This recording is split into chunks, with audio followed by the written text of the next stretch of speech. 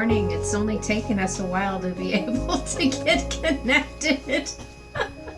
Well, I so appreciate you and taking the time out of your schedule. And I really appreciate the gift of your time. And I appreciate you. Right back to you, most definitely.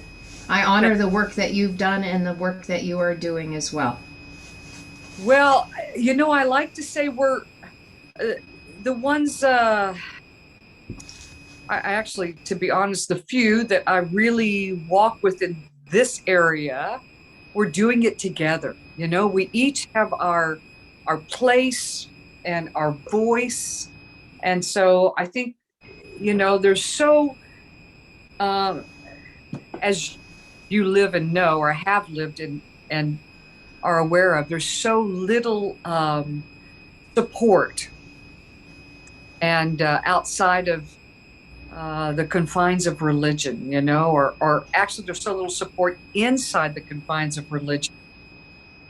I lived such a religious life for so long, and as a religious Jew, and I, I'm, I am who I am, but fortunately, I'm not religious in terms of a rabbinical lifestyle.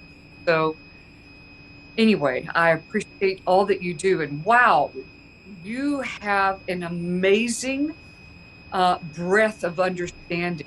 Like, I was in the academic world for a long time, and I call it a cemetery, but it was a seminary. Same thing, where you go to lose your faith and gain knowledge. You swap the tree of life for the tree of knowledge, and all those wonderful things that happen there. And you conform to everyone else's image, and you never really know the Lord, but you certainly know a program or a system. Right. And but your breadth of knowledge is beautiful. Thank I you. lived in Israel and studied. I finished my doctorate there, and I was fortunate to be around some great intellects, both religious and secular. And I'm telling you, your breadth of knowledge is truly amazing, and not just head knowledge. You have an Thank you. extreme ability, a very rare gift of making it applicable for people. Thank you. Well, Yeah. that's been my heart in all of this because I figured, we have a lot of information that we can glean out there that can puff the head up. I am so more focused on the heart. I want to activate it right here so that when it comes to expressing itself, it actually can make a difference. That's the point. That's the whole It is. goal. You can just It say is. amen. And it is. So can I just ask a few questions? Please, please, please, Um, please. because I I've been or let me just say this. My Where I am at this place in my life is I'm very interested in staying open and moving forward. I which is a big thing. Um, so in that, the languages, of course, Hebrew, my whole world from my first breath until today has been Hebrew. But to finish my degrees, I had to learn Greek and Aramaic and even more ancient Akkadian and cuneiform, like who cares about that kind of. Um, but you use Aramaic and Hebrew interchangeably. Can you? And I want you to know I find that to be extremely intriguing. So I'm not asking in a way to challenge, I'm asking in a way to understand. Sure. No, actually, I think that is a great question. The only thing I can tell you on that is that Ken and I in our study has been very spirit led because Oh, we've had no teachers. We haven't sat under a tutelage of somebody that taught us the language. We literally followed the lead of the Spirit to guide us where we needed to go, where that we needed to gather our resources, what we needed to do with it. And so in the process of doing all of this, it was when I started jumping over into the Aramaic side of it, and of course seeing that an aleph in Aramaic is an aleph in Hebrew, and then spending time with them, I could feel the frequency of the languages of one being very masculine and one being very feminine. So of course, as an intuitive individual like I am, I decided to start asking questions of spirit, of the Ruka. It's like, okay, so why is this? What's going on here? How come we have these two? How come I'm seeing movements in these letters between the Hebrew and Aramaic? Why is the Sheen in Hebrew changing to the Samek in Aramaic? Why is the Zayin changing from Hebrew to the Dalet in Aramaic? And because these words, because I was comparing them. And the Spirit just led me on this beautiful journey of seeing and sharing. From what I'm gathering, they were never meant to be divided. But because of the dual system in taking the Aleph in the absolute state of being, entering into duality, into separateness, so that we have the expression of the masculine energy and the feminine energy, the two poles that are creating our toroidal field around us, the languages had to do the same thing. They literally had to be pulled apart into two separate identities so that we could see the movements, because I see Hebrew is feeling it's really the creation of the form. So if we liken it to the temple, building all of those walls and constructing the foundation, the walls and the ceiling, and then the Aramaic comes in and then fills it up and completely more of a vortex, more of a spiral, more of the wind, more of the ruka that brings the kavod, that glory within to the temple, and the Shekinah glory, that beautiful feminine energy, and making the structure alive. But they were never meant to be divided. So when I began looking at the two and comparing them, and then this beautiful marriage started happening, I was able to see these words take on a form of life, like the golden mean frequency, the golden mean ratio, that spiral vortex from the inside out and the outside in. And I cannot help but seeing it now. I mean, every single word, whether I'm looking at a Hebrew word or I'm looking at an Aramaic word, is doing the same thing.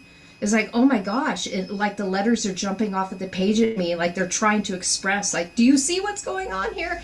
It's like they take off this own energetic frequency of joy, because someone is seeing that intricate side that is so full of expression and life that it just wants to be embraced. And so that's where it came from, was Spirit's lead. And because I didn't have academia telling me how to do it, I think that's why the expression has come in such a more full measure, because I didn't have anybody saying you have to keep it in a box. It can only be seen this way. And I'm like, wait a minute. If these are creative languages, then how come we're shoving them in the box to begin with? Why are we shoving them in a box to begin with? Because isn't the essence of God the expression of all things that can be infinite potential? So why should it be limited, and for one to say, well, no, you can't do that? All right, so I'm going to tell God that God can't do something. That just didn't make sense to me.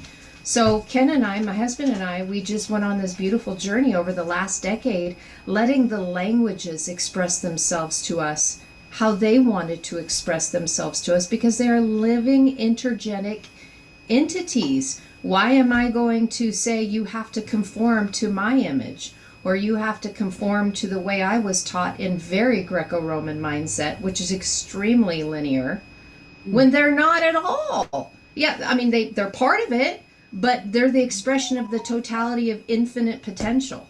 So I just let them teach me. Okay, wow.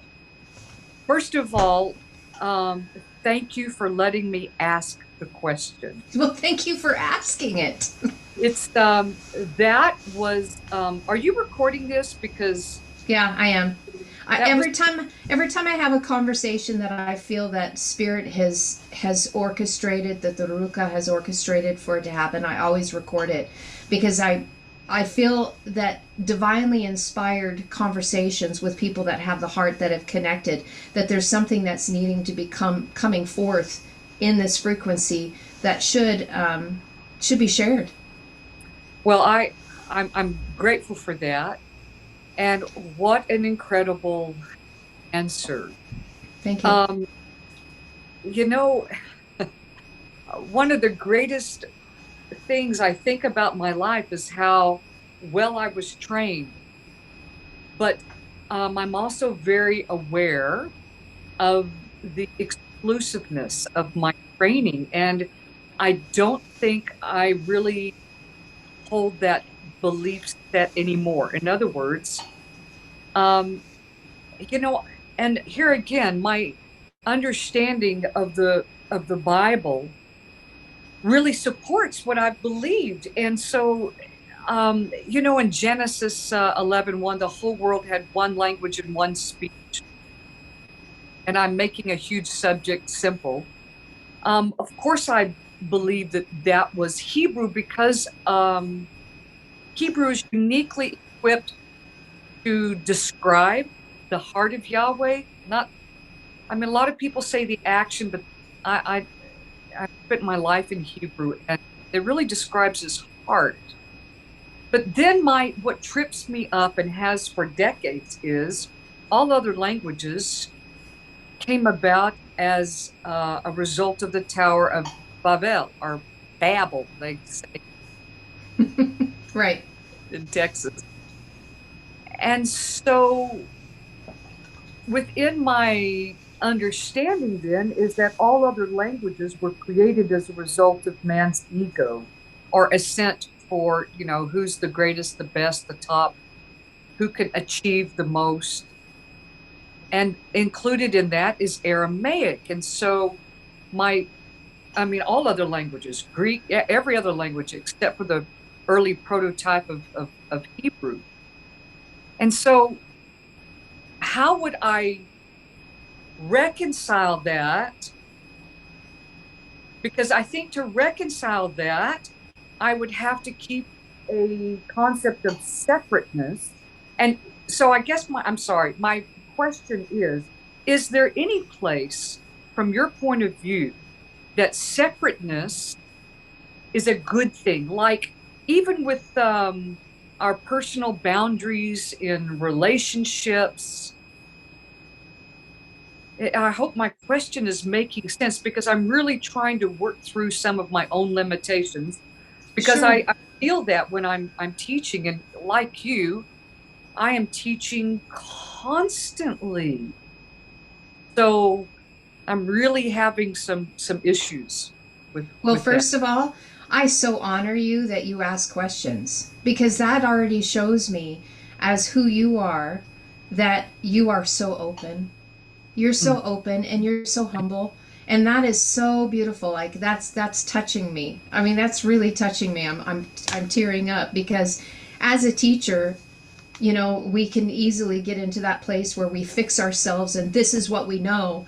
And when we turn and we teach from that place, sometimes it's really easy to turn ourselves off or turn that constant state of wonderment off, that we're not continuing to learn things. And so what I'm hearing you say is that I have these questions and I'm seeking answers because ultimately I want to be able to teach from that place of that which I know intimately from, because it's not just about me. It's about what I can present and give to others that helps unify all of us. And so that constant desire to grow and mature, that is so beautiful. So I just wanted to honor that in you first. I mean, that really touches me. To answer your question, what I think that I'm hearing you ask, and if I can bring it back around, I actually see the story of Chava and Adam probably a little bit different than others do, because I see that the mother of all living was pulled out of Adam. That Chaya from Chava, because that was pulled out, it automatically started the division journey, and Yeah, and that happened well before the story, because I don't yeah, buy into the narratives anymore. I just don't buy into them anymore. I sure. think they're great. I think they're great storytelling. Like if you were teaching a child in the way they should go, I mean, we that's in our Western culture. We use books and to engage them in something that's interesting, to try to teach deeper meanings. Yeah. So in that moment of separation, when the mother of all living, when spirit was pulled out of Yeah, Adam, I it agree. it automatically started mankind on this journey, right? So you have the Yeah. spirit essence that was pulled out, which is its own gravitational pull. Like the spirit journey, it's pulling Adam, mankind, to go someplace. I'm searching for something. I'm searching for the living. So in the separateness, I do see the beauty in it, because in that moment of separation, it started our journey. Had that never happened, why would we seek for anything? Why would we even be here? Oh, Why would exactly. a journey, why would it even be necessary? Well said. So moving into the letter bet, so here we have the expression of the Aleph, which God essence, the essence of everything that is in and through all things. So just God, if you want to use that to keep it simple. Sure. So God is on a journey in its unique expression. So it has to move into the bet. Well, the bet is already division. So that is where that separation happened, where the Aleph separated from itself, the bet formed. The Aleph is still there, but that's the mother of all living. That's Chaya. That Right. is life. And in Exactly. separation, we found what separation was, which where we entered into death. Because that's when the comparisons happen. What is life? What is death? What do you know? What is life without experiencing death? If we don't have these opposites, how can we have comparisons in our journey to know what is and what is not? Because Aleph is the absolute state of being. It is. There is no not. It is. So as soon as we moved into separation, we became into the place of the land that is not. We became dual in nature, so we had comparisons to go in between, bouncing in and back and forth and doing this serpentine walk between. Yes, exactly. That which we don't even see in the writings anymore, because if in my research it seemed like that got swallowed up in the ayin. To see and know the fountain of the landscape of that which we're looking at, to be able to determine what is the deep well within us. And then and that's in the shape of that, in the older form, that's like our DNA. It's all within. We have to do the journey within. But anyway, so for me, when I look at the duality system and seeing the comparisons, I can actually see the beauty between that which is and that which is not. Because now everything is in comparisons, and I'm not really judging and shaming anything for being good or evil or right or wrong. I'm just looking, going, I'm going to turn this way to what is, and then I'm going to look to that which is not, so that I can neutralize the both. Because as soon as we start neutralizing all of those things, what are we doing? We're stitching them back together. We're bringing them back into the absolute state. Well, so that's where I say that the dual system, that separation is absolutely beautiful, because I look at, I just got goosebumps. I look at everything as this beautiful presentation of something for me to acknowledge, recognize, honor, and then sew back together. Oh, it's so, magnificent. so well said. Okay, so can I ask some clarifying questions? Yeah, please do. So is that then the dance between the Aramaic and the Hebrew? Exactly. Stitching it back together, because the Exactly. Aramaic actually evolved from the Hebrew in the land of Babylon, which was a punishment, to our people for their lack of regard for some things that were really important to the heart of Yahweh. That's a 2 second. I know. So then the question would be, as I Yeah, would probably throw that back and go, then really was it a punishment or was it a comparison? my God. So, okay. So, and I just want to say, I've been waiting so long to have these kinds of conversations. Mm-hmm. And when I've attempted to have them, they haven't gone well. And there's a group of very spirit led rabbis in Israel that have finally just said, Yana, we can't have these discussions anymore. We love you, but you're asking things that are going to really cross lines. And so, and they love me. They said it I in a get good it. way. No, I get it. I get it. So, Because what we're doing is we're shaking all the things that can be shaken because they need to be shook. It's like they have to be. So We're moving into something that's so far and beyond that we can't be holding on to the things that are no longer serving us, that are holding us back in archaic mindsets that aren't producing the fruit that we need to see. Because if we hold on to those things, then we're going to still live in that dual nature. We're still going to live in wars and peace, which are, it ebbs and flows. So we go into this massive time of war, and then we enter into peace, and we just keep getting tossed and fro by the ebbing of the flow of, just like we see what the moon does every month. Well, it's time for us to stitch that, because I think we've learned enough of war. And all yeah, of us, we've experienced peace. We don't like what war is. War is an illusion. It's a knot. In the absolute state of being, which is universal, absolute love, there is no war. right. That's true. So, stirring up those things, here's the thing. If we're not willing to let go of some of those traditions, and I think this is probably really hard for those that are, okay, so if you spend your whole life with a foundation and principles, and you've built your whole life upon those principles, and they start getting shook, then what do? You lose your faith. That's the Exactly. outcome. Exactly. So this is why I love the language so much, because the language itself, when you look at them, they start shaking things that are not absolute, so that all that remains is that which is. So in other words, I'm not telling anybody anything. I'm not telling them to let go of anything. That's right. The sacred languages automatically begin taking you in that journey so that you can let go, because there's always something to grab. You're never losing anything. You're always gaining. You're cutting off the things that aren't serving you anymore and bringing you into this beautiful state of fullness where there is no lack. So there's no fear of loss, because you're continually moving forward and expanding yourself, and all the stuff that was holding you back is just falling away. You're not even really cutting it off. It just simply ceases to be, because it's not. It's the illusion. So when you have rabbis that are so steeped in that which they know, a lot of what is wrestling and why you can't have these questions really is the ego. That's what they're wrestling with, because the spirit knows what is, and the spirit is being drawn to everything that is in absolute. It's only the ego that goes kicking and screaming. It's so true.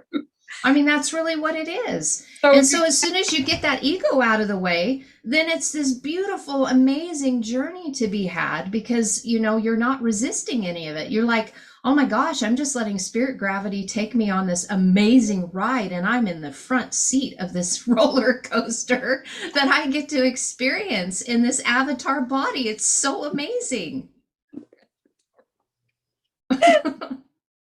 oh, Truly. what's that? Okay. So regarding Aramaic, if I can get back Yes. to that question Yeah. about the pulling out, okay? Yeah. So again, what are we seeing? What have we seen as a huge tool for us as we're here? I'm going to say it's the mirror. It's all about projections. And the beauty of Aramaic being pulled out of Hebrew, not as a punishment per se, but as a mirror of itself, because when you enter into the dual system, in order for the masculine to see itself, it has to see it through the feminine. In order for the feminine to see itself, it has to see itself through the masculine, what is and what is not.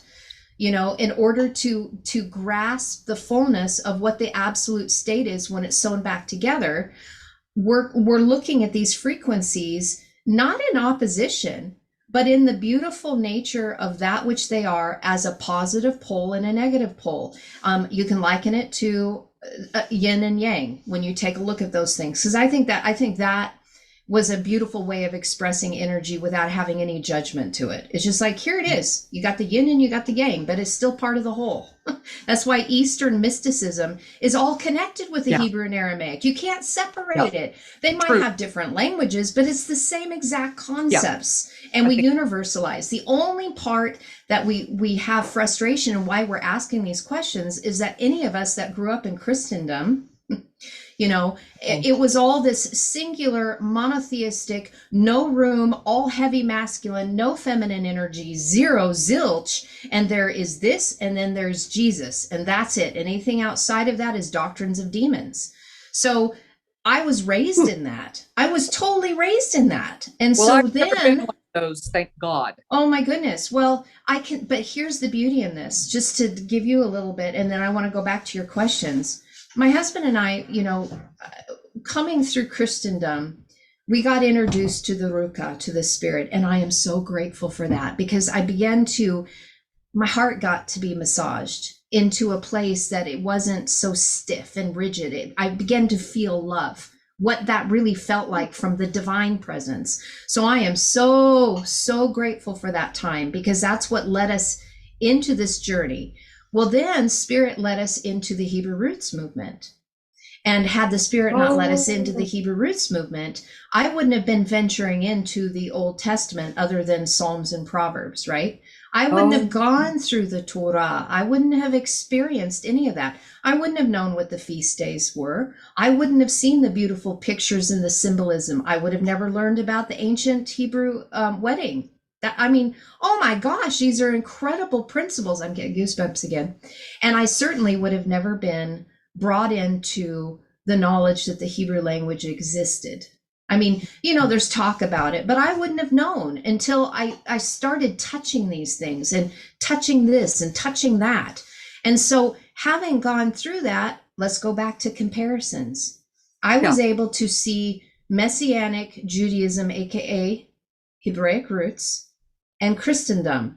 When I first came into Christendom, I was raised as a Baptist. No spirit. Faith, love, charity, that is it. That all remains. And they were scripturists. They were taking the Bible as being extremely literal, New Testament only, literal translations, surface in English. That's how I was raised. Then in my later years, I went into the Pentecostal movement, all full of the Spirit, right? Then I dumped all of it, went into Hebrew roots, and there was no spirit. It was all very law, very rigid, no spirit at all. So in looking at my progression into all of this, I was so excited where I'm at right now because of all of those comparisons. And so what I have found myself at and where I'm at and why the Aramaic, I'm getting to a point on all of this, in coming into the fullness of all of this, now having all of these pieces of this beautiful tapestry or this beautiful puzzle, like I could see the picture of the box itself. You know how when we put puzzle pieces together and we look at the beautiful picture on the box and we're like, oh, so that's what it's supposed to look like. Now I can take all of those pieces and start putting them into the fullness of the picture in the totality of what it really is. Because I now can see the difference. I can see the difference of the shapes and how they fit. Had I not gone through that, there is no way I could have bridged any of them together to find the things which are true, the things that remain, and then simply let the other things that are not just fade away. And so Aramaic being able to be pulled out and used as a comparison, the fact that the aleph and the aleph is the same and the bet is the same, just do that. And that stitches us up from the inside out, allowing that center pillar of light to flow through us so that now nothing is stopping it. And we've been able to unify those poles in the true alchemical marriage, the sacred marriage of one on the inside through comparisons. Man, that was wordy. It was exquisite. Well, thank you. I'm going to listen to this many times. So, and thank you for really for taking your time with that. And I know you have a lot more to say on that, but let me just, if I can ask a few clarifying questions, because it's important for me to make some big to move forward, which is something that is really important to me. And because I'm among, so many people so much, I need to really have a good grasp on my questions so that I can be really authentic. I love that. That is huge to me. It's just, I have to be. Me So, too. I'm right there with you, sister. Totally. I can see that. I can see that. So what you're saying then, or what I think I understand you saying, two big things. Number one, that what was communicated in English in the Bible as punishment was perhaps a necessary element for development in terms of this, that contrast shows up in order to bring something about that didn't exist before. And so seeing Aramaic, just because it originated in Babylon, and Jews have a few problems with Babylon and still do to this day. When I'm a survivor, by the way, of 4 terrorist attacks. Wow. And a number of them, 2 of the 4 were extremely severe. 2 of them were pretty mild, but that puts me in a whole different category in terms of there's only a few of us that I know that have survived. And it's just because, I was a Jew living in Israel. It doesn't happen as a tourist, but living there is a whole different thing. So I'm saying that to say that there's a lot of emotive strongholds, let's just use that word, Christian word, for feelings about Babylon, the originator of the hatred against Israel, the home breath, we call it the dragon of old, that its purpose in life is to annihilate our people, the mother of all 11 holocausts. I mean, I could go on and on with that.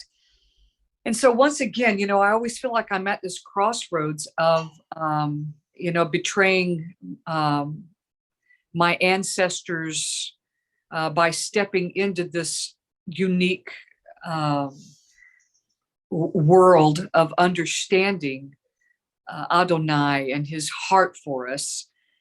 And so you're helping me to reframe. So what I'm getting at is this is not a little thing. This is a huge thing for me. I understand. By my understanding it and having the breath to see differently, it not only frees me, but it will help so many people. I have 6 big tours to Israel this year. In addition, oh my gosh.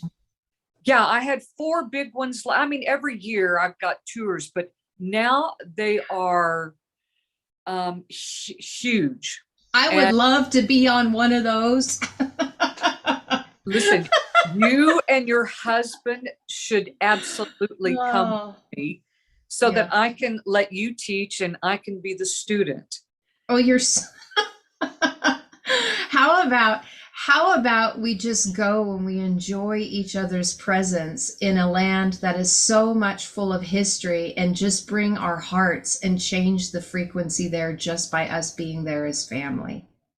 Oh, yeah, that would be revolutionary. Yeah, that would be. Now you're going to make me cry. Okay. That's because we started as one family. All of us started as one family.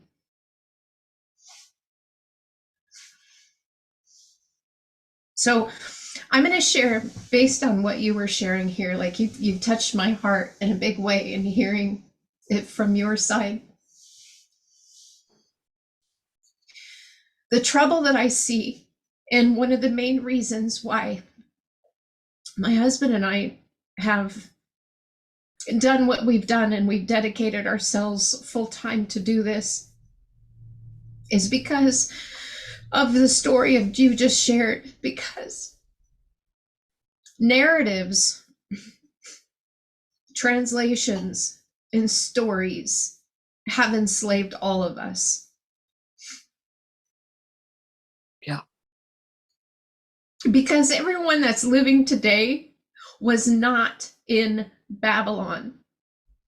And so when we hold on to stories and we hold on to narratives, we don't let go of those things, and then we form hatred, which is not, it's an illusion. It's not even real. It's like you have to put your energy into it to make it happen, because it doesn't exist. It's an egregore. It's like a group thought form that people put energy to and then make it as if it's something that's real. And then we put ourselves under it, so that under it, when we're under it, it has control over us and it manipulates us. So storylines and narratives are controlling us and controlling our heart, because our spirit is a universal soul. It's of love. Wow. It's of love. Can you just take a breath there? Because sorry, it's not, I don't mean to be rude to interrupt, but no, go ahead. That is so, you've just described Jews, our whole people. So can I just, what helps me is if I can clarify, because it's a lot. So how do you recognize that you're functioning within a narrative? How do I recognize if I'm functioning?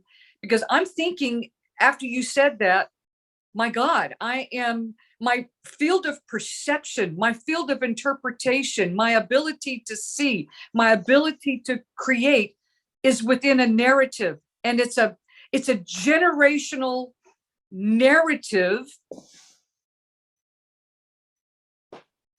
Yes, I hear exactly what you're saying. I hear, man, I'm feeling this. Ooh, I'm feeling this. How do you break? I'll tell you how. Doing that? As soon as you enter into fear, separation, elitism, and judging, you know that you've entered into a narrative. Well, how do you get outside of the elitism? And I'm asking that genuinely. I know. You put me in a room with people, I'm going to walk in and feel like I am the greatest person in the room. And I don't mean that in an ugly way. I mean that in a very real way. No, I get that. I totally get that. Because of narratives, because you were raised up to believe certain things based on narratives, it is conditioned the whole way that you operate within this world with everyone and everything around it. And so just to let you know, I didn't know that you were a Jew. I had no idea. How would I know that you were a Jew unless you told me? All I knew is that from what I have gathered, I didn't ever hear you say that you were a Jew. I just know that you had your doctorate in Hebrew. So for me, I'm looking at you. I'm looking at you as another self, as another woman. So I'm saying you're a woman. I can see that. And I'm feeling the frequency of your heart and your essence of your being. There's no title there. I wouldn't have said, oh, I'm going to speak to a Jew today, so I'm lesser than because I'm Goyim. No, what I see is I see another aspect of the one infinite creator as a sister of the one eternal family that I get to see as a beautiful expression of the infinite creator that was fractaled out for me to get to know myself better and get to know the creator better, because you're a different expression of that one infinite creator. That's all I see. My heart doesn't see labels. My heart doesn't see titles. My heart doesn't see skin colors. My heart feels resonance. That's what it feels. And this is why I'm saying these stories and narratives. This is why I love in some of the simple translations, there's some still things that I can see in the English translations that still stand true. When Ishu, aka Yeshua, aka Jesus, would say the kingdom is within. When we take a look at the language and we see that letter bet added a lot, we see and you know that it means within, or among. I know that you know because you know the language, but it literally is the letter that describes the temple, the house, and it has this expression of, yes, and it has the expression of a container that needs to be filled. So when I see these things in English and I can read it, that the kingdom is within, and then I see the letter bet added all over to these root words, I'm like, wait a minute here. Okay, so I'm seeing this bet here, I'm seeing it here, I'm seeing it here. I'm seeing a verb, I'm seeing an action. Wait a minute. It's an action that's inside of me. It has nothing to do with an action on the outside. So I began seeing this and I went, oh, this whole thing, and the reason why we've got it all ass backwards is because we are not taking the inward journey. See, here's the deal. The narratives make everything on the outside of you. Narratives make you separate still. I'm a Jew, you are not. You are black, I am white. You are indigenous. You are Chinese. You are Arabic. You are, I am. It's all ego. Narratives are based on ego. So can you help me understand then why Yahweh said that he chose us, ... I mean, he chose everyone. Yes. So think about this. Think about the story. So again, we're going back to narratives because the narrative says that Yod He Vav He, the Tetragrammaton, chose the Jewish people. Well, you chose all 12 tribes, not just one, all 12 tribes. That's true. And then through Abraham's seed, all the world would be blessed. Baruch, right? All the world would be blessed. Because of the diaspora, that seed was spread in every nation, in every tongue, through DNA. Now I teach that. So so records were destroyed, right? The records were destroyed. So to say that I'm a Jew and you're not a Jew, when it says that all of the world would be blessed by Abraham's seed, and Abraham, my goodness, in Abraham, the 12 tribes didn't exist. They were still in the loins, right? So what's going on here? Through the seed line, through the genetic coding, the Hebrew language is literally within our DNA.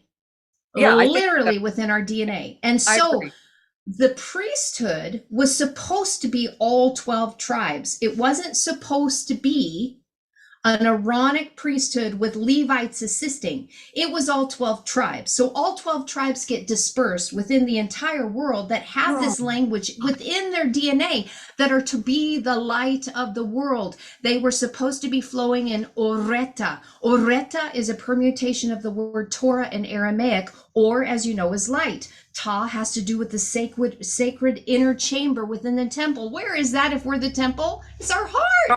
It's the light of our heart. So all 12 tribes dispersed amongst the nation are supposed to be a kingdom, malachs, as angel messengers, right? The malachim as the messengers to bring forth the light in the world as the lights of the world.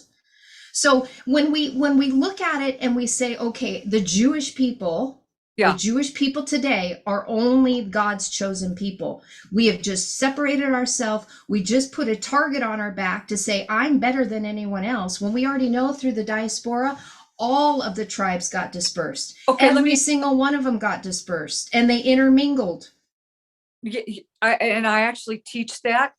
This is huge. The thing about so let me just ask this.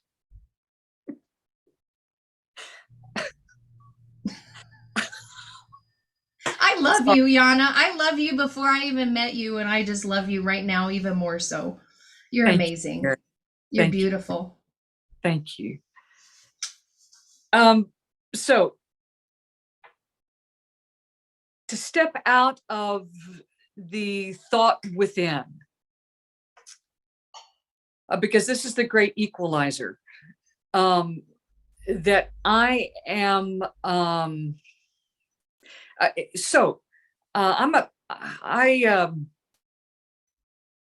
feel a huge responsibility in my life, and I'm sure that you can relate to that. But I think I have misinterpreted the responsibility to be as a Jew, because, I say this, the voices of our ancestors are never silent. And so a lot of us Israeli Jews, I don't have American Jewish friends much because we don't understand each other. But Israeli Jews, we feel this the tallit of a responsibility on our shoulders, because our ancestors didn't have the privilege of finishing their race. Their lives were taken from them. And so those of us that have had the privilege of a full life, had the privilege of being born in this era, have this huge responsibility. But what I think is the biggest message is that's an inaccurate explanation for the responsibility I feel, that it is not just because of being a Jew. It's because of, oh my God, of being a human who actually belongs to the heart of Adonai by my choice. It's not that he chose me, it's that I actually made the choice to choose him. And so in conveying that to people, because I'm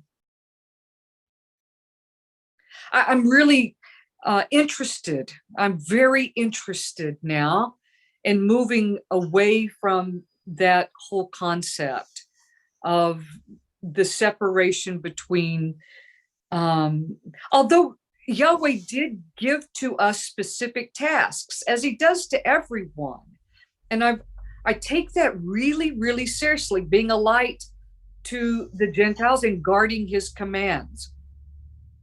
And I understand that his commands are not just letters on a parchment of black and white, right and wrong. I understand that I've been able to evolve a little bit in that through my evolution. But this separation concept is so much, I think, a part of it, that it clouds me. It causes my eyeing within me to not see clearly. And so I'm probably stumbling over a lot of words, because this is shaking. This is shaking a lot of fundamental truths that I've really stood within, that I don't think are really serving me. Well, what I can see on that, I want to address a few things in what you shared. First of all, the word responsibility. I just literally 2 days ago, I decided to take a look at the etymology of the word responsibility, because I really wanted to. I wanted to look at it because I'm coming more to terms with that the outcome of others' lives is none of my business. Like, I'm not in the business of anybody else's outcome.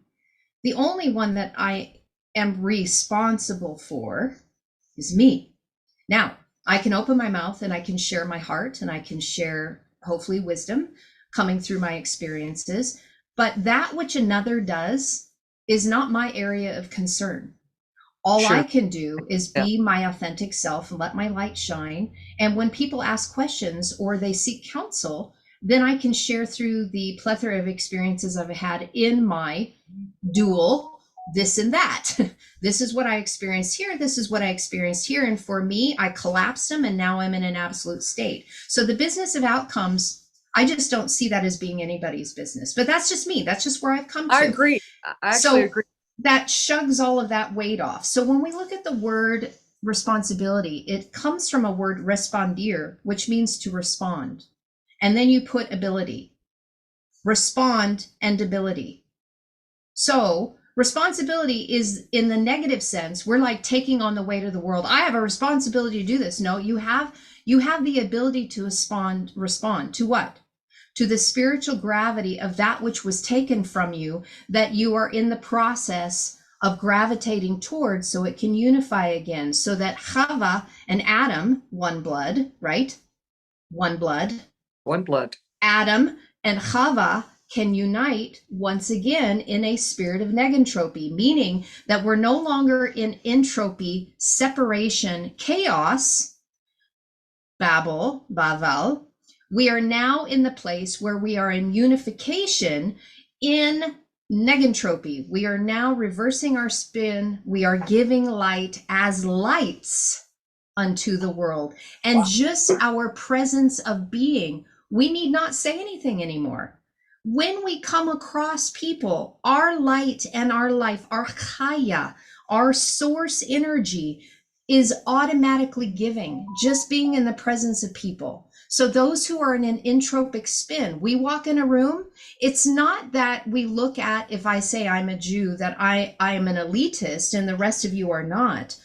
I'm in a state of negentropy. I'm a chayutha. I am a beast that now is of the living, that has activated the sacred chamber of my heart. So therefore, my light has spread so fast, so far, so wide that when I walk into a room, I automatically change the frequency of the room, because the absence of dark is light. Light casts out the shadow. And Sure. I just walked in as an ambassador of one who is a fractal of the one infinite creator, as Adonai, in the room, in the flesh. Awesome. Dispels all darkness. And that is available for every single one. So our response, our ability to respond to that gravitational pull of Chava so that we can become the Kayutha is going to make the difference. And every single person that is part of that genetic lineage through Abraham's seed has that ability within them. Whether they activate it or not is totally upon the choice. But that is why the teachers of the world that have the Lamed, that have that staff of authority as a shepherd, come in and lead from behind, not from out front, lead from behind, and just simply do what they do as they're trying to herd the sheep, and let the sheep make the decision. Do you want to go over here? Now, if you fall in the pit, I'm going to have to pull you out. You might have to have your leg broken for a little bit so you can trust me that I'm helping you, but I'm letting you go whichever way you want to go. My job is to keep the wolves away while you're still trying to progress and become the shepherd yourself. Because the goal of earthly shepherds is get to sheep to become a shepherd. Yeah. I don't want sheep. I want to make shepherds. I want to make other lights to the world so that this message can go forward. And this is why I see Hebrew and Aramaic being such a lovely tool to do it. Because guess what happens? When I teach the letters to people, the language becomes the shepherd, and I take my hands off. I'm not in that business of outcomes anymore, because I just showed them where the true shepherd is. It's from within. And you partner with the frequency, the resonance of the letters, and then they take over. Guess what?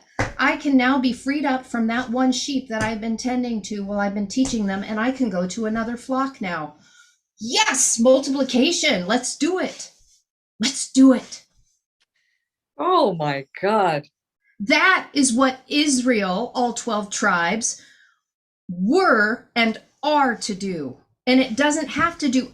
Are there Israel as spiritual living in the land? Absolutely. Are there other Israelites from the frequency of that living in other parts of the world? Absolutely. They're your neighbors, they're your parents, they're the drugstore person, they're the person checking out your groceries in the store. They're everywhere. They pump your gas.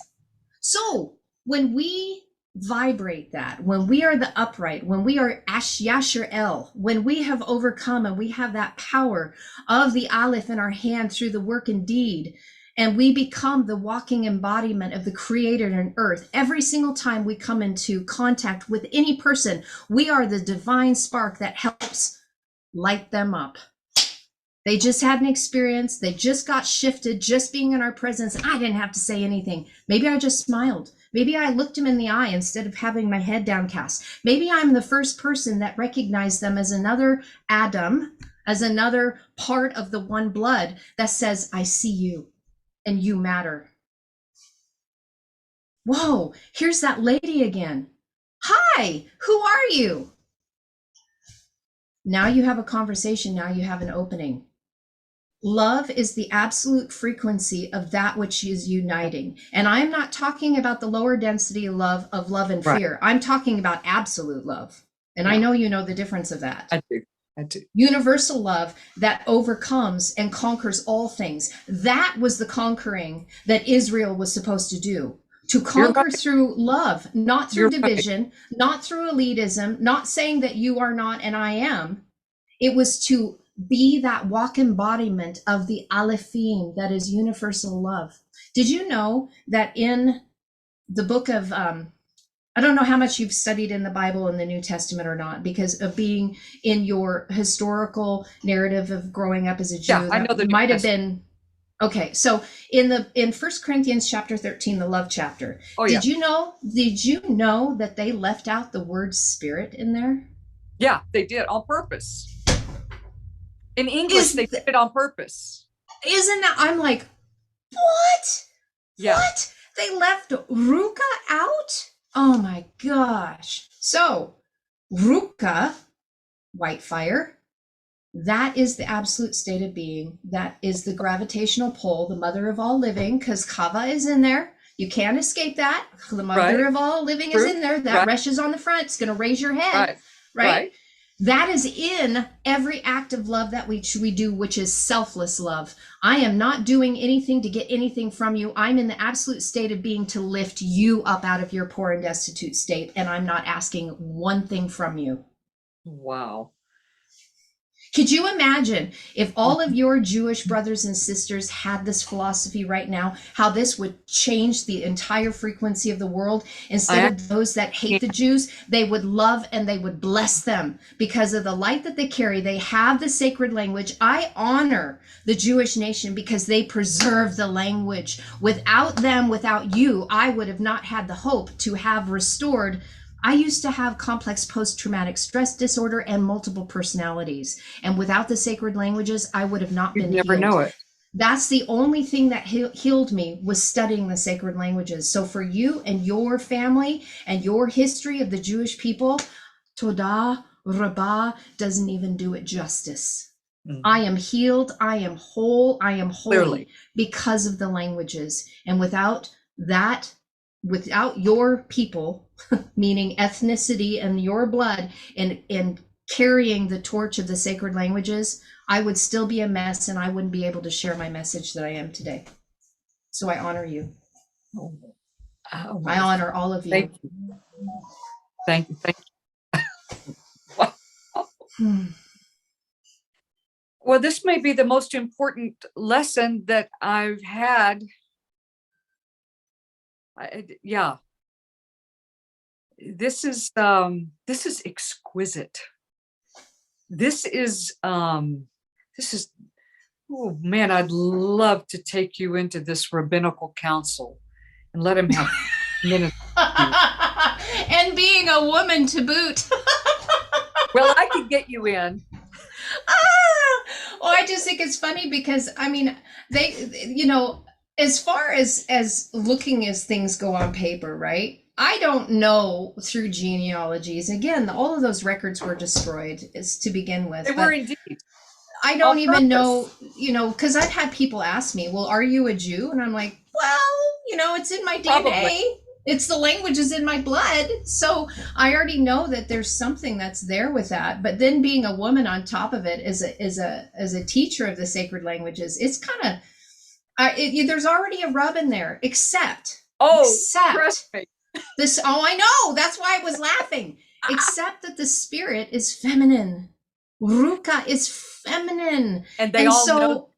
And of course they know that. And when you take a look at the purpose of the Ruka and what the woman embodies, as she is one who carries life within, obviously, Chava, if we can break down some of those walls and be able to be in the place where we're operating straight from that absolute love, no longer judging. I'm not judging someone because they have a male anatomy or the female anatomy. I see them as a universal soul from the heart. We can start tearing down all of those walls of separation and beginning to see that God essence, that beautiful Allah essence in every single person, regardless of what the outside looks like, because the inside, it's all the same. That's why Adam is one blood, Aleph Dam, one blood.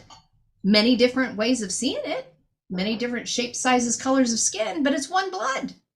If we can get back there, we can unify everything. And the first thing we have to do is we have to drop all the narratives. We have to drop every single one of them because it doesn't matter anymore.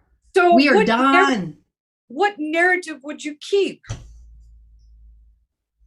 I would keep here's what I would do.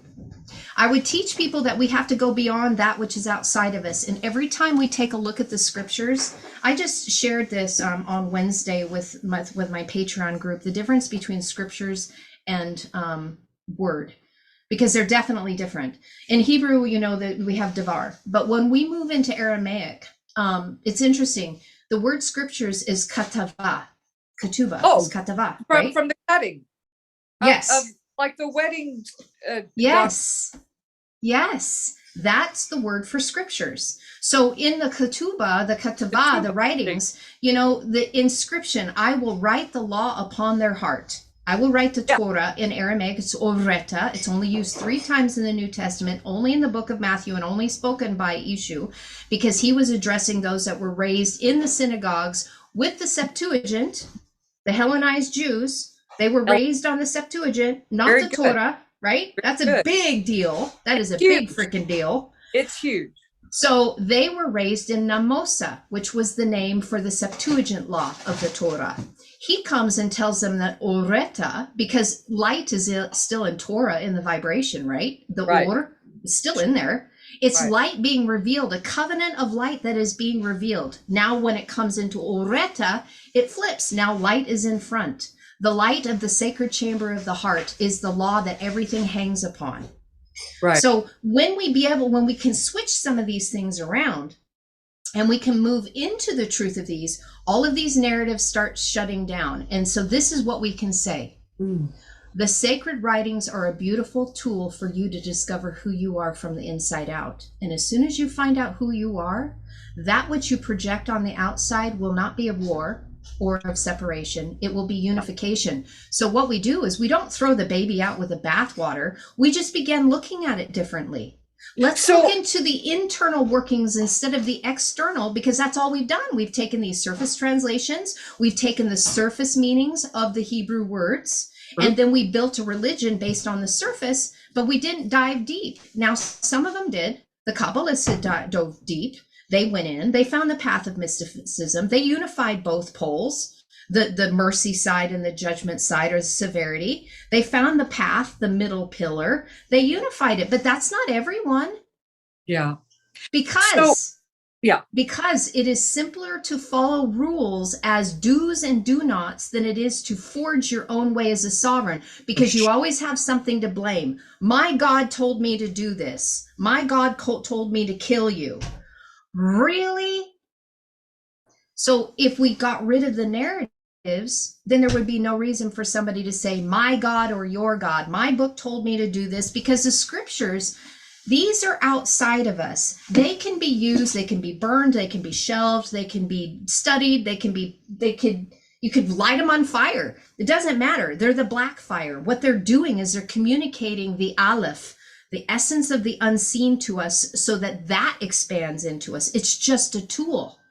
Only if we go deeper, only if we dive in and ask the Spirit to take us to the sod, to the mystery level of what the writings are. So if we don't get into paradise, the Bashat, the Ramirez, the Drash, and the Sod, if we don't go deep, we're just going to do everything surface, and we're going to start projecting war all over again: division, separation, fear, anger, bitterness, rejection, hostile natures. It will never be unified, because until we can recognize that all of that stuff is what we were programmed with.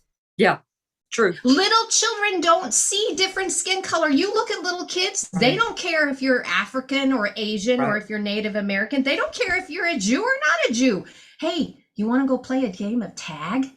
How about let's do some hopscotch or tetherball? Of course, that came from my days when I was younger. Now it's video games. But really, they didn't care. They just saw another self. Hey, let's go play. You want to go do this? We need to enter in as little children and learn to play nice with each other again, and begin to see the divine spark within each other, instead of the differences of that which we were programmed when we were being raised, and that was based on hate and separateness instead of love and unification. That's why the sacred languages reparent us from the inside out, so we can stop projecting that and start embracing Adam as a whole. One race with many different ways to see and express the multitude of the infinite expression of the one infinite creator. Wow. Yeah, well, yeah.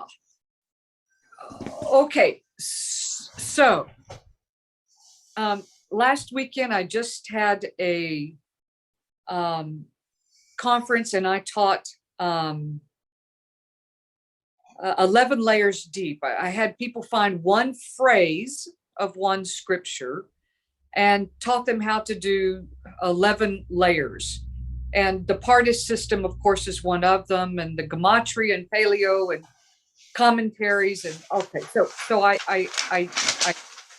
get that. I mean, I use that constantly. But what I'm after is understanding. Everything seems to come to an end. Everything seems to, and so I guess the question that I'm trying to kind of put together here is two things. So I'm seeing a pathway now to move beyond Hebrew and only seeing Hebrew as the language of heaven. That has been my belief. I'm going to take that to what I call the trading floors and trade that for a non-limiting view today. So thank you for that. That is no simple move for me. I get it. So, and I have never had a conversation that gave me the clarity that I needed to really do that. Although that's in Aramaic simple for me, because if you know Hebrew, you know Aramaic. Well, a kind of. Well, it's an amazing bridge. That's what I've seen, is you just start spending time in it, and then you have both of them. You're like, wow, this is so amazing. Because without the contrast, you only have a reflection of one piece of the story. And so Hebrew is just reflecting its own piece, and you have to have the contrast.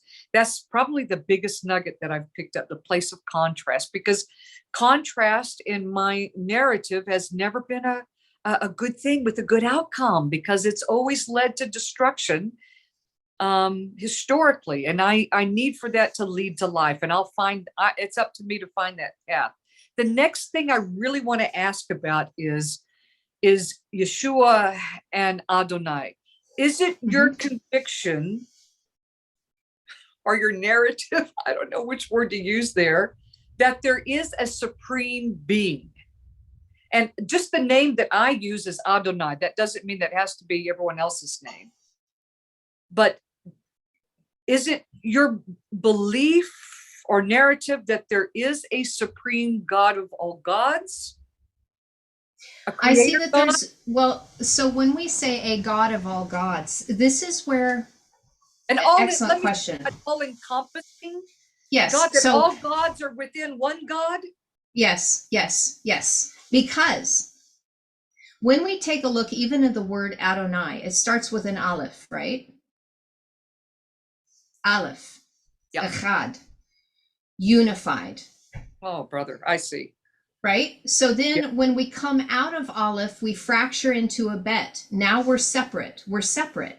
So the one universal God, you could call it one supreme being. In Aramaic, there's two forms for God. There's Abba and there's Aliyah. So Ishu, spelled Yod Shin Vav Ein, just so that you can connect. That's the Aramaic form of that entity, Yod Shin Vav Ein. In expressing divinity, in coming in here, was trying to get us to understand echad, unification. So in his expression, Abba, Aleph, Bet, Aleph, is how he referred to it. But when you dig into Abba, it means source, origin, and creator. Yeah. So I, source, origin, creator, are echad. We are one. Okay. Aleph started it as Aleph, entered into separation as Bet, came back around, all the way around, made a full turn, teshuvah, back into the absolute state of being. Aleph, Bet, Aleph. One universal creator. I and Abba are one. Because he walked coming in, separated, and then unified. Came all the way around, full circle. Aliyah is what you would see in Hebrew as Elohim. Yeah. So it's Aleph, Lamed, Hey, Aleph. So if you're going to look at it, you've got the olives flanking on either side, and then you have Lamed Hay in the middle toward her, toward the Shekinah, that spirit breath that's in the center, which is connected to the heart. So Allah, and we know that Allah is singular God, is every single one of us that is a strong leader, teaching shepherd that is revealing the Shekinah glory in the earth in the absolute state of being. This is why the Aleph is called the mystery of the many who are one, because there is one supreme being that we all fractaled out of, and we're a beautiful expression of God seeing God's reflection in and through all things as we look at each other. When I look and I see you face to face, I see God looking back at me, and you see God looking back at you, because Sure. I am registering and I am projecting upon you Allah. You are Allah, and we have unified as Abba, as source, origin, creator. Exquisite, just amazing, beautiful. What about Moshiach? What about Messiah? What about Yeshua? How does... That's us. So Mashiach. Okay. Yeah. I see Mishpacha. So connect Mishpacha and Mashiach. You know the letters. So look at the letters there. Okay. Mashiach and Mishpacha. So pei has to do with speech, language. Yep. That which is revealing something, pei hey or pei aleph or pei yod, right? Depending upon the function of it. Pei with the sacred language. There is a language or languages, Hebrew, Aramaic, they really are supposed to be unified, that is showing you a divine spark of work that needs to be done, that is going to reveal something to you to get you into the absolute state of being. So when you take Mashiach and you put the pei in the middle, family's job is to speak from the heart in order to draw Meshi, draw the silken garments out into the into the brotherhood, which has nothing to do with whether you have boobs or not. Right. It's a brotherhood of life. Aleph Het, or that Het is connected to Chava, mother of all living. So Mashiach is drawing out the brotherhood that is entered into life. Mishpachah is the family that speaks revelatory words to one another from the heart to draw the anointing out of one another. So, okay, fabulous. So this whole thing about Mashiach returning to earth and the throne. We are. It's us. See, this is where the narratives lead us astray, because I'm telling you, the more people get into the depth of this language, you begin seeing as it instead of at it. When we look at it, we distance ourselves from it, and all of a sudden we're taking a look at a scripture and we're looking up into the sky for somebody to return that's going to rescue us all, instead of realizing that we are the ones that are drawing the anointing out of us. This is exactly what Yeshua was teaching everyone, and why the way, orcha, the way of light, cha, of life, light of life, why the way was such a big deal in his time, because he was getting them back into the Hebrew letters and the Aramaic letters of life and out of the Greek language, so that they could find negentropy, so they could walk in the divine anointing as other Mashikas. It wasn't just, he found it. He went to Qumran. He studied with the priesthood of light. He studied with them. They had the sacred languages. They took the scrolls. The temple, the synagogues, they were teaching Greek. So he goes and he learns in those missing years. He learns about the power of this language. He finds that anointing within. When he goes and he steps out for 3 years of his powerful ministry, I know I'm talking about narratives, but I'm trying to get to a point here. Yeah, good. When we see the historical evidence of what was being written about him, continually he was pointing to this. Continually he was pointing to salvation. Salvation is negentropy. Salvation is self-ordering light within. He was already teaching salvation way before the cross. Yeah. The cross had nothing to do with it. He was teaching salvation. This is why Christendom says it was about the cross, his death, his burial, resurrection. You have to believe that he did it all. No. Nobody can get away from the work. You have to do this. You end up activating the Meshika within you. And here's the beautiful marriage of this. The Magdalene is the feminine energy. The Meshiach is the masculine energy. When we get our heart online and we get our Christ mind and we unify the two of them together, we have heart-brain coherence. As soon as you step into heart-brain coherence, you become creator, you become Abba, you become source, because that which you think and what you speak and what you feel creates your external world. We become the answer that the world has been waiting for, but we have work to do to get there. That's why the yod is in the middle of Meshiach. Because that yod has to do with the hand. It has to do with work. It's like, it's the power to get things done. There's literally a journey. Power, means, and direction that is given to us to do the great work from within, to draw the anointing out, Meshiach, to pull out that oil of anointing so that it can flow over us, go down Aaron's beard, like it talks about. The oil of anointing, the oil of gladness, is that we become the Meshiachs walking in the world. It says in English, greater things you will do. Why is it greater? I'll tell you why it's greater, because then there would be more than one. Could you imagine if all of the, okay, let's back the truck up here a little bit. Let's just take all of the Jews. I'm just using that. Let's take the land of Israel. Yeah. And let's say that every single person that is an Israeli becomes the Meshiach. Guaranteed, because Meshiach ends with an aleph, they would begin seeing no longer separateness. They would not see separateness. They wouldn't say that I'm a Jew and you are not. They truly would be the light in the world. And then they would start declaring, and they would stop warring with those that hate them, because they're not being recognized as having value. It's like, you're dogs, you're out of covenant. I have no value for you because I was chosen.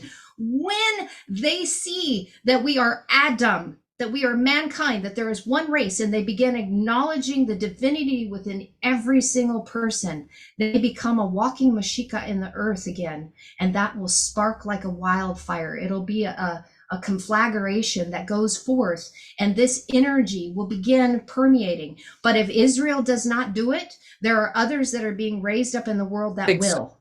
I think so. And then all of a sudden, the Jewish people who have done separateness are going to be looking at these people that are handling the sacred languages, that have walked in this anointing, and they're going to be looking and going, wow, well, this is a strange people that are coming forward, but they're walking in the anointing and they have the sacred languages. What happened?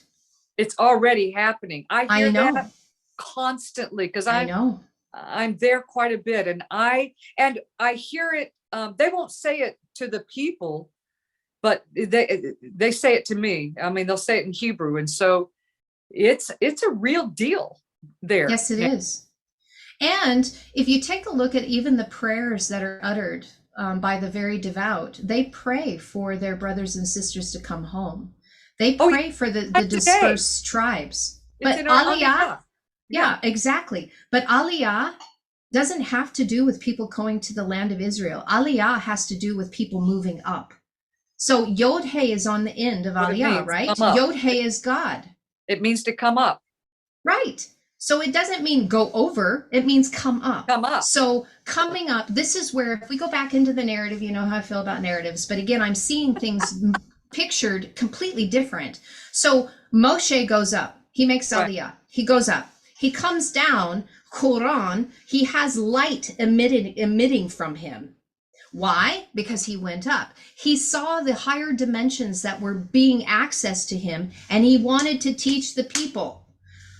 We get to go up. We get to go up. We get to make Aliyah. We get to go up in our consciousness level. We get to be Christed. We get to get that light of illumination. Hence why he was the greatest prophet, because he made the ascension process up, and he came down to bring that to all of Israel, all 12 tribes. You have been chosen to be a kingdom of priests. And we're not talking about Cohen. We're talking about Shamesh. Yeah. A kingdom of Shamesh, that servant candle that lights the rest of the arms. That's what he was talking about, the kingdom of Shamesh, the Shimshons, that would then go forth and light the rest of the world. But there was so much fear and so much separation that he could not teach them how to go up. And they had so much fear that he was walking around trying to, because they're all separated, and they had too much of that mitzrayim, that compression, that squeeze, the zur inside of them, that their waters were full of chaos. And there was nothing he could do. They weren't ready. Why did he not go into the promised land? My friend Rick shared this with me the other day, and I thought, oh my gosh, this is beautiful. Everyone says that he disobeyed God and he struck the rock instead of speaking to it. Rick said, I have seen that it was because it wasn't disobedience. He was saying, this rock isn't real. Speak to it. The water will come because you're a creator. He wasn't being disobedient. He was frustrated with them because they couldn't get the concept of who they were and who he was trying to teach them to be. So what did they do? They go over to the promised land and they do more. They go into war. They do more of the same thing. He said, I'm not going there. I'm going up. You can go there. Joshua will take you over there. That's fine. I'm going up. I saw what is in the land of what is not. I saw the comparisons. I'm going up. You could have gone up with me too. But those of you who did, you only went halfway up the mountain. You only went halfway. The elders went halfway. They didn't go all the way up. True. Fear held them back because they saw something that freaked them out and they couldn't handle going all the way up. And Moshe's like, come up higher, come up higher, come up higher. Nope, we're good at mid-mountain. So that's what I see in the narratives, and that's what I see as being presented to us, is that we get to go up if we so choose to. But we have to be able to see that lamed. We have to see those teachings that are instructing us from the inside out. We need to begin taking a look at a little bit deeper, and that which is hidden, the esoteric side, the things that are hidden from us, and being able to tangibly instruct our heart, because it's our heart that ascends us up. Because what we're doing is we're ascending out of the egoic mind to go up through that center parallel of light, where then that ego just gets diminished and diminished, diminished until it becomes Meshiach. Okay. That was a lot of passion. Wow. I was speaking with a lot of passion. I can't help it because I just get fired up because I feel it. No, we have to have passion. You must speak with passion. I feel it. It's hard to not to, because I feel it so deeply now, because I've been through thousands of verses and I see it all pointing to the same thing, because it doesn't really matter where you dig. It doesn't matter what verse that you're looking at. I mean, literally, people that don't know the sacred writings, they could play roulette. They could just flip open and flip to a page and put their finger on a verse and go, oh, I think I'll dig here today. And they'll look at one verse and go, oh my gosh, look what it's saying. And then it just keeps happening. It's like, we can go through the Torah, and we can go through the Torah cycle, and we can go through those verses over and over again. But if we're not literally taking them and allowing it to change our heart, again, it's just puffing our egoic mind of separation. Gotta go deep. So I do have something I want to share with you, because you were saying about teaching through the 11 layers, and I was thinking about this because I love the fact that you teach the layers, but the whole purpose of the layers is to collapse them all into one. So when you were saying that you were looking at, comparisons and it was leading to destruction, I would say yes and amen to that, because really what we're wanting to do is we're wanting to destroy all separation. So if you can teach the layers and get people to begin to deep dive in, the whole purpose is to collapse the top layers down into the most furthest bottom layer, which is the mystery layer. And once you've collapsed all of those layers, that's where sudden destruction comes, because you've entered into peace and safety of shalom, of having completed your journey. And that, since it's an idiom for death, what does that mean? The ego dies. There's no longer any separation, because now you're in the absolute state of being. So when we reparent ourselves, we have to teach ourselves through the layer process, because we're peeling an onion, we're peeling ourselves. We're peeling off the husk and the shell of separation to get down to the core essence of who we are. And when we look down deep enough and hard enough and far enough within the well of who we are, we will see our own divinity within. And so when we look at it in the mirror and we see ourselves in the mirror, we won't be seeing dimly lit. We will be seeing as fully illuminated. And that way we don't need to project on anybody else, except for projecting Aliyah on one another, that I am going to project my divinity on you so that you can begin seeing your own divinity in you. And then we can continue doing that with one another, because we have to reestablish it first, validation, and then move into invalidation. And that destruction has everything to do with the external temple, because that external temple is separation. That's what it is. See, Yeah. the temple destruction was because that worship system was coming down, and Mount Pala was brought forward because that word, as you know, is a miraculous sign and a wonderment, is that a religious system was coming down because there was a new way of us being able to relate to one another, and we didn't need those external elements anymore. What we are doing is now we're sacrificing the beast ego within us on the altar of our own heart. Instead of doing burnt offering and sacrifices, we're doing it within. We don't need that external projection anymore. It's not necessary. What did those animals ever do to us? They're already in their absolute state of being. So it's our animal, our behemoth in us that we're getting rid of, because that bet is right there. The separation, that bet is right in front of us. We're all behemoths when we enter into this realm. We separate from our mother.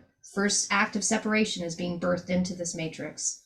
So then we get into become the Kayutha when we are of the living, because we found that sacred chamber within, and now we emanate light from the inside out, because we turned all shadows, and all shadows is illusion.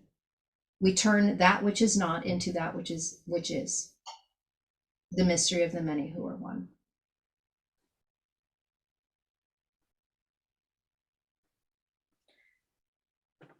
Well, It's deep. Well, it's deep. it's and it's amazing. Well, it's transformative. It truly has what I call authentic power. Exactly. Um, This is why we haven't seen the authentic power operating in a very long time. And I have people ask me that all the time, and they'll say, but we're doing the things that the Bible told us, and how come we're not seeing these things? Well, because this transformation is only from the inside out, and it's what we're holding on to, the beliefs, and we're collapsing the beliefs that we are separate from our divine nature. And as soon as we reconnect to that divine nature within, as Abba, as being unified, miracles will be common. just making a note. The miracle is the transformative life. That's where the power is, but it starts from the inside out. Well, this is extremely transformative for me. And it just feels very,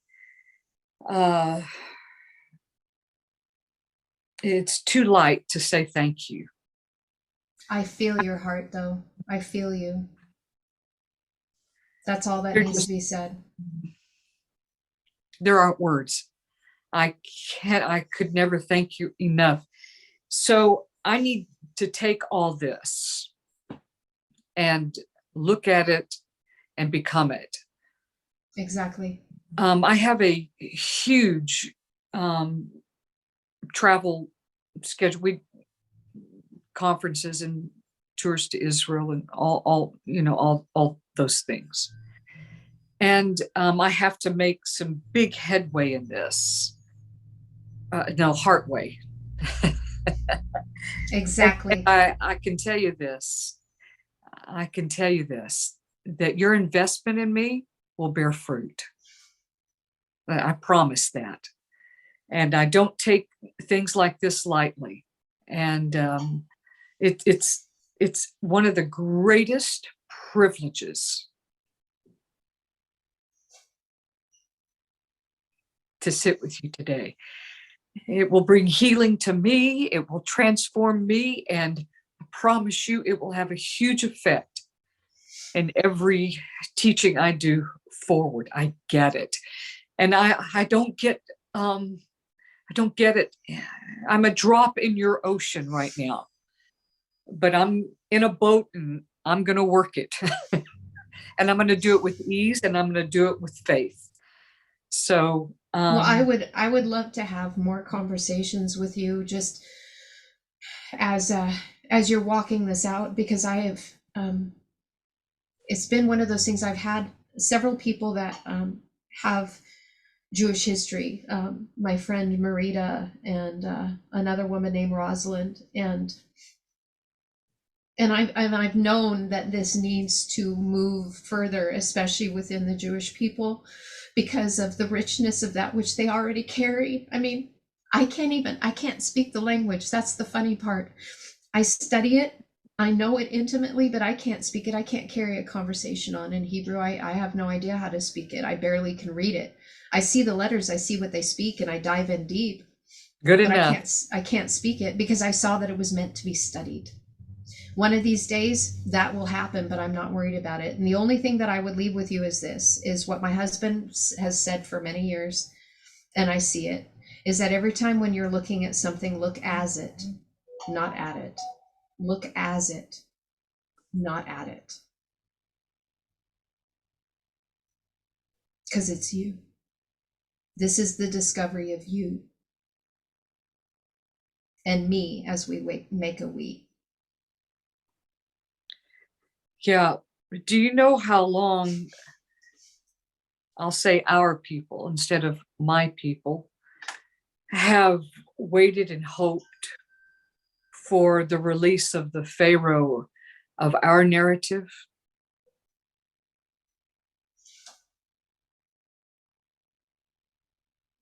That's why we were so disappointed when Yeshua didn't free us from the Roman domination and all that followed since then. They just didn't see it because he was teaching how to do it from the inside out instead of the outside in, because Because it's up to us to free ourselves. we had too much of have to conform to what was instead of having the courage to become what is. Had the Jewish people still had their Torah in Hebrew, if they hadn't been taught the Septuagint, it would have been different. You're right. You're It would have totally been completely different, and that's why I said today it would be such a big deal, because they do have the Torah, they do have the letters, they have the words. They just need to be shown to go a little deeper and not be afraid, and realize that once they get into that absolute state of being, it's like the beauty of, like, even Paul. If you can talk to many people and they're like, oh, those Pauline letters, throw them out. Well, if you see it in Aramaic, you would never say that. You would never ever say that, because the Aramaic is so beautiful. And why the conversion, why things happen, and there was fear, like Paul was persecuting them, right? But yet when he made his own conversion, in his meekness, he was going around and saying, can I share this with you? He was like a bridge builder, and he was doing what he could to build a bridge to these various forms, and why he even could write in Greek. Most of those letters were written in Aramaic, and then they had to be changed into Greek to be able to get to the Hellenized Jews. But to be able to pull them in to say, let's get your heritage back. Let's get your inheritance back. Let's bring you into the Torah out of the Namosa. Let's get you into the covenant of light so that you can reveal the Shekinah glory, the Shekinah, to the rest of the world. And now we're getting to do that. And so for those, and especially for you as a pioneer, especially as a woman, as Anisha, to be able to bring this back to your people, which is our family, but those who just identify themselves as the Jews, wow. Absolutely wow. Because really what happens is it's our transformed lives that make the difference. well, It's and us being willing to accept it and walk in it and walk in the power of it that speaks for itself, and no words are necessary. well, and that's really the truth, and how I've been invited to be a part of a very masculine group of religious Jews, and I still every time I'm there, they ask for a meeting with me. So yeah, this is not to mention everyone else that we take to Israel, and I have several groups that are just Jewish this year. So yeah, I think my to teach this on Mount Zion.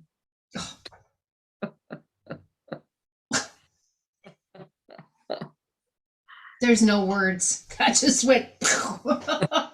Yeah. There's no words. Oh my Well, gosh. let me just say this. There's something that our people always do. And you don't ask this, and I don't mean it from, I mean it from a heart place. I will be saying who I learned it from, who had the heart to care enough to teach me. And my people will know you, and the people that are with me will know you. And I will not take credit for this on my own. And I will give thanks for you wherever I am, publicly and privately. And I just want you to know that. Toda Rabba. Vakasha motek. So I'm sending I'm you, very humbled. I'm very humbled. and I'm very grateful. Thank you so. Thank you. Very, yeah. Well, in another language, because I haven't been able to find a word that kind of equates it in Hebrew, I would say namaste. I see the light in you as the same light in me, and I honor that light in you. Namaste. Stay. Until next time. Okay. Could you send your recording? Can you send it to me? Absolutely, I will. Absolutely, I will. And then you can download it. And then when you download it, you can just let me know that you've downloaded it. So, yes, I'll do absolutely. that. Send you a messenger right now, my email address. And because I need to sit with this I need to sit in it and with it. I understand. So Shalom and shalom, sister. You are amazing. Shalom. Thank you for all that you have done and that you continue to do. You are definitely a light in the world, and I see you, and I am honored to call you my sister. Shalom, shalom. Shalom, shalom.